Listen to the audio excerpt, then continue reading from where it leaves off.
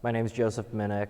I'm from Cleveland, Ohio, and the two pieces that I have in the transformer station are behind me right here, and I've been making this type of work for about 5 years now.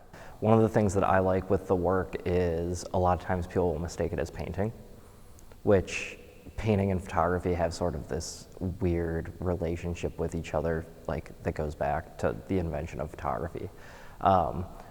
But sort of just this idea of confusion that starts happening within the work, and questioning what a photograph is. Well, for this body of work, which started 5 years ago, the inspiration came from sort of a couple of different places.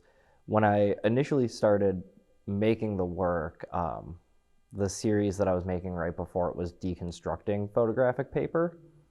And at the school that I teach at, we had all of this sort of leftover color paper that wasn't being used. We didn't have a color processor anymore.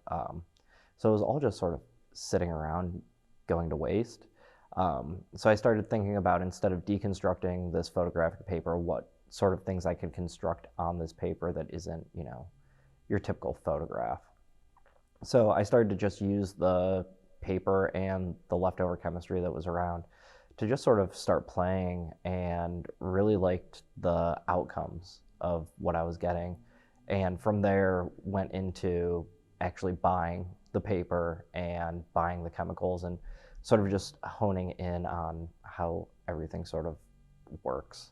And one of my main inspirations is just early pioneers of photography. William Henry Fox Talbot is one of my main sort of references that I always go back to.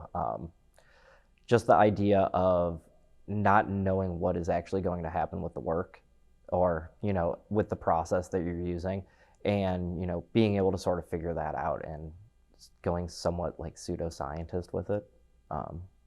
Everybody always sort of calls me a mad scientist when I'm making my work.